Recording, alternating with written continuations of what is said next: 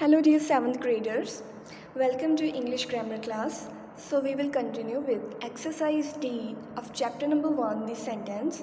So I will continue after taking the pledge. I commit to be vigilant and bear in mind at all times the risk to myself and my colleagues from COVID-19.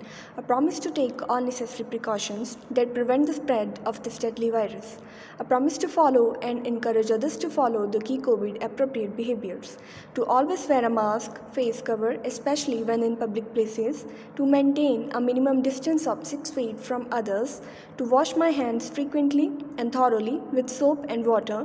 Together we will win this fight against COVID-19. So dear students, now let's get back to the work. So we will continue with exercise D of chapter number 1. Now exercise D is about identifying the kinds of sentences as simple, compound or complex. We have to identify the given sentences into simple, compound and complex. Identify करना है आपको कि जो ये sentences आपको given है 21 sentences are given and you have to identify कि इनमें से सिंपल कौन सा सेंटेंस है, कंपाउंड कौन सा है एंड कॉम्प्लेक्स कौन सा है. So for this let's revise simple, compound and complex sentences. So a simple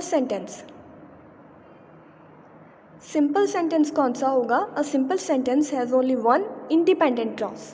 इसमें एक इंडिपेंडेंट क्लॉज होगा और इसमें एक सब्जेक्ट एंड वर्ब हमेशा प्रेजेंट होगी. सो इसको सिंपल सेंटेंस को याद करने के लिए आप ये याद कर सकते हो कि इसमें एक सब्जेक्ट और एक वर्ब हमेशा प्रेजेंट होगी. कोई भी सब्जेक्ट होगा, ही, शी, इट, दे, देम, कोई भी एक सब्जेक्ट होगा और उसके साथ आपको एक वर्ब भी मिलेगी, एक वर्ब फॉर्म ऑफ वर्ब भी प्रेजेंट होगी. ठीक है. For example, I am happy.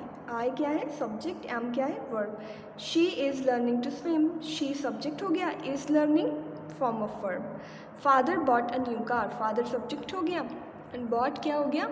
Form of verb. Compound sentence कौन सा होगा?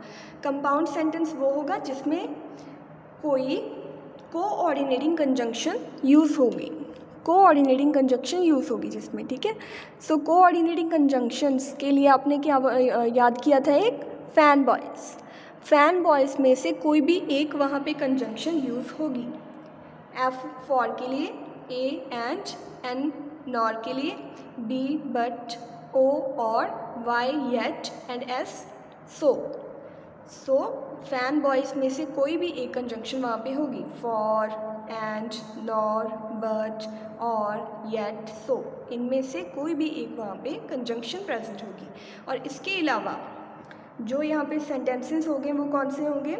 Independent clauses. ठीक है. I like T but she likes coffee.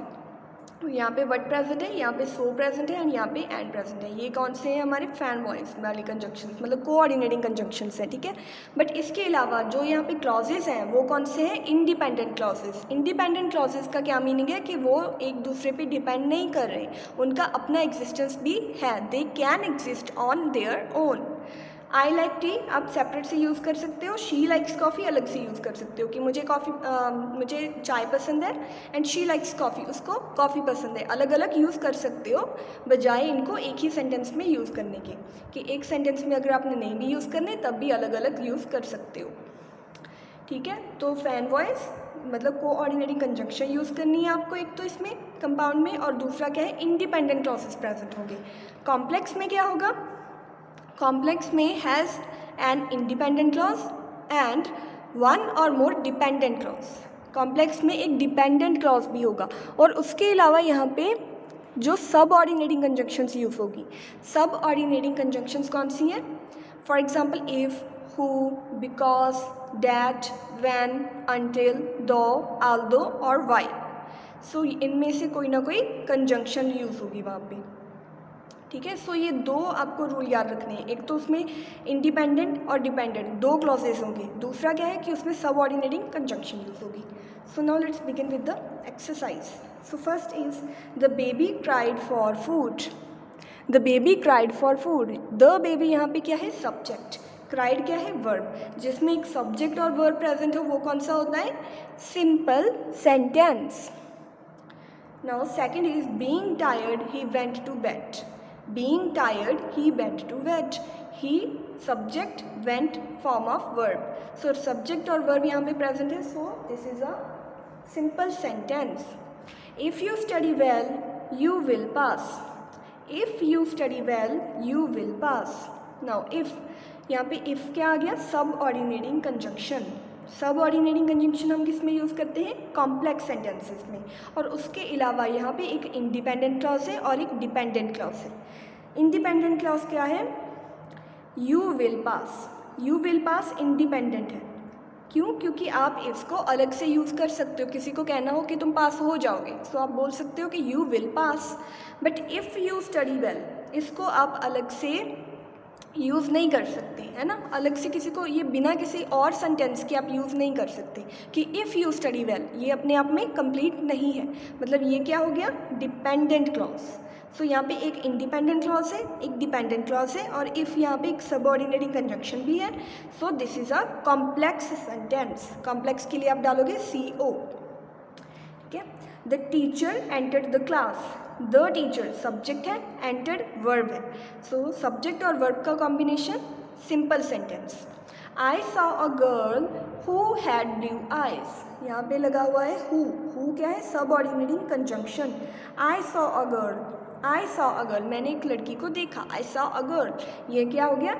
Independent clause, क्योंकि अलग से यूज़ कर सकते हो. Who had blue eyes. ना हु हैड ब्लू आइज आप अलग से यूज़ नहीं कर सकते. हु हैड ब्लू आइज क्या हो गया? डिपेंडेंट क्लॉज हो गया, क्योंकि इसका अपना कोई मीनिंग नहीं बन रहा. अगर आप इसमें आई सॉ अ गर्ल लगाओगे तभी हु हैड ब्लू आइज का मीनिंग बनेगा, उसके अलावा नहीं बनेगा. सो ये हो गया डिपेंडेंट क्लॉज. एक इंडिपेंडेंट और एक डिपेंडेंट क्लॉज, दोनों का जो कॉम्बिनेशन है वो होगा एक complex sentence. The earth moves around the sun. The earth यहाँ पे सब्जेक्ट है, मूव्स यहाँ पे फॉर्म ऑफ वर्ब है. अराउंड द सन सब्जेक्ट और वर्ब का combination simple sentence. He works hard so he will succeed. He works hard so he will succeed. अब यहाँ पे फैन वॉइस. फैन वॉइस में एस मतलब सो. सो मतलब यहाँ पे सो क्या आ गई? एक कोऑर्डिनेटिंग कंजंक्शन. कोऑर्डिनेटिंग कंजंक्शन हम यूज़ करते हैं कंपाउंड सेंटेंसेस में. सो this is a compound sentence. और उसके अलावा ये दोनों जो यहाँ पे क्लॉजेस यूज़ किए हैं हमने, ये कौन से हैं? Independent clauses. ही वर्क्स हार्ड, वो बहुत मेहनत करता है, अलग से यूज़ कर सकते हो. ही विल सक्सीड, वो सफल हो जाएगा. सो ये भी अलग से यूज़ कर सकते हो. दोनों क्या आगे? Independent clauses. इंडिपेंडेंट क्लॉजेस जो अपने आप में भी एग्जिस्ट करते हैं, एक दूसरे के बिना भी एग्जिस्ट करते हैं. So this is a compound sentence. 8th क्या है? The food was hot so I could not eat. यहाँ पे फिर से सो आ गई, एक coordinating conjunction. The food was hot, खाना गर्म था. आई कुड नॉट ईट, मैं नहीं खा पाया. सो ये दोनों के आगे इंडिपेंडेंट क्लॉजेस, दोनों एक दूसरे के बिना भी एग्जिस्ट करते हैं. So this is also a compound sentence. When I was young we had a lot of pets. When I was young we had a lot of pets. When यहाँ पे क्या है? एक सब ऑर्डिनेटिंग कंजंक्शन है. सो सब ऑर्डिनेटिंग कंजंक्शन की वजह से ये क्या है? एक कॉम्प्लेक्स सेंटेंस है. उसके अलावा भी आई वॉज यंग, मैं व्हेन आई वॉज यंग, ये अलग से आप यूज़ नहीं कर सकते, ये डिपेंडेंट क्लॉज हो गया. We had a lot of pets, ये आप अलग से यूज़ कर सकते हो क्योंकि ये इंडिपेंडेंट है. सो एक इंडिपेंडेंट है और एक डिपेंडेंट क्लॉज है, दोनों का कॉम्बिनेशन कंपाउंड सेंटेंस है. ठीक है. While Tom reads novels Jack reads comics. While यहाँ पे फिर से एक सबऑर्डिनेटिंग कंजंक्शन आ गई. Tom reads novels, Jack reads comics. Jack read comics, Jack comics पढ़ता है, ये तो इंडिपेंडेंट क्लॉज है. बट टॉम रीड्स नॉवेल्स ये क्या है? डिपेंडेंट क्लॉज है. While Tom read novels. So इसी वजह से एक इंडिपेंडेंट और एक डिपेंडेंट, दोनों का कॉम्बिनेशन कॉम्प्लेक्स सेंटेंस. एक और बात आपने ध्यान में रखनी है कि जो सब ऑर्डिनेटिंग कंजंक्शन है वो हमेशा स्टार्टिंग में लगेगी. एक सेंटेंस की स्टार्टिंग में हमेशा जो एक सब ऑर्डिनेटिंग कंजंक्शन प्रेजेंट होगी. जैसे इफ़, स्टार्टिंग में था, व्हेन स्टार्टिंग में है, वाइल ये भी सेंटेंस की स्टार्टिंग में है, एज ये भी सेंटेंस की स्टार्टिंग में है। और जब ये सबऑर्डिनेटिंग कंजक्शन एक सेंटेंस की स्टार्टिंग में आ गई तो मतलब ये एक कॉम्प्लेक्स सेंटेंस फॉर्म करेगा। हमेशा एक कॉम्प्लेक्स सेंटेंस की स्टार्टिंग में एक सबऑर्डिनेटिंग कंजक्शन लगी होगी, ठीक है। As it rained heavily the school was closed, अब ये एक सबऑर्डिनेटिंग कंजक्शन फिर से एक सेंटेंस की स्टार्टिंग में आ गई। सो अगर ये स्टार्टिंग में है तो मतलब ये क्या है, एक कंपाउंड सेंटेंस है। The school was close, school बंद हो गया था, ये तो क्या है, independent clause. As it rained heavily, this is a dependent clause, ये डिपेंड कर रहा है, ठीक है। It rained heavily so the schools were closed, यहाँ पे आ गया सो एक कोऑर्डिनेटिंग कंजक्शन है, सो ये भी क्या हो गया, एक compound sentence. Everyone enjoyed the film, however I did not. सभी ने फिल्म को एंजॉय किया, ये क्या हो गया, independent clause. I did not, ये भी इंडिपेंडेंट हो गया। दोनों इंडिपेंडेंट क्लॉजेस को एक कंजंक्शन ने ज्वाइन किया हुआ है। सो दो इंडिपेंडेंट क्लॉजेस किस में होते हैं, कंपाउंड सेंटेंस में। Although it rained they enjoyed themselves, अब एक सबऑर्डिनेटिंग कंजंक्शन बिल्कुल स्टार्टिंग में आ गई सेंटेंस की, मतलब ये हो गया एक कॉम्प्लेक्स सेंटेंस। जिज्ञासा is a teacher and her brother is an engineer. And क्या है, कोऑर्डिनेटिंग कंजंक्शन, तो मतलब ये है एक compound sentence. The cat jumped onto the couch and slept on a cushion. And फिर से एक कोऑर्डिनेटिंग कंजंक्शन है, तो ये भी कंपाउंड सेंटेंस है। My friend had invited me to a party but I don't want to go to it. So यहाँ पे आ गया but is again a coordinating conjunction, so this whole sentence is a compound sentence. Rajni likes reading novels but Priyansh loves reading comics, so but भी एक coordinating conjunction है, सो ये भी compound sentence हो गया। Although my friend invited me to the party I do not want to go.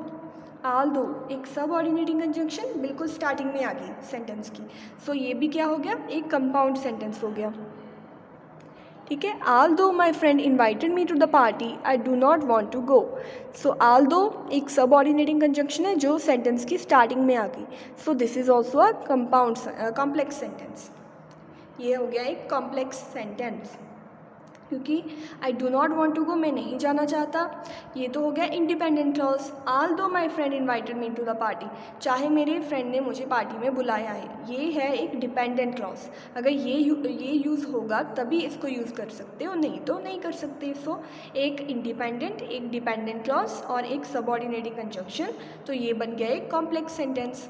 She likes to sleep in but she can get up early if she has work, ठीक है। she likes to sleep in but she can get up early if she has to work, उसे सोना तो पसंद है but अगर उसका work है तो वो जल्दी उठ जाती है। सो बट यहाँ पे क्या आ गया, but is a coordinating conjunction. Coordinating conjunction compound sentence में यूज़ होती है। although I like to go camping I have not had the time to go anywhere lately। Aldous क्या है, सबऑर्डिनेटिंग कंजंक्शन है जो सेंटेंस की स्टार्टिंग में ही लगी हुई है। सो मतलब ये कौन सा हो गया, एक कॉम्प्लेक्स सेंटेंस हो गया। Although I like go to camping I have not had the time to go anywhere lately, चाहे कि मुझे कैंपिंग करना पसंद है पर फिर भी मेरे पास इतना समय नहीं था कि मैं कहीं पे भी जा सकूं, ठीक है। सो मतलब I haven't had the time to go anywhere lately, ये हो गया एक independent clause. Although I like to go to camping, ये हो गया एक डिपेंडेंट क्लॉज, एक इंडिपेंडेंट, एक डिपेंडेंट और एक subordinating conjunction, so this is a complex sentence.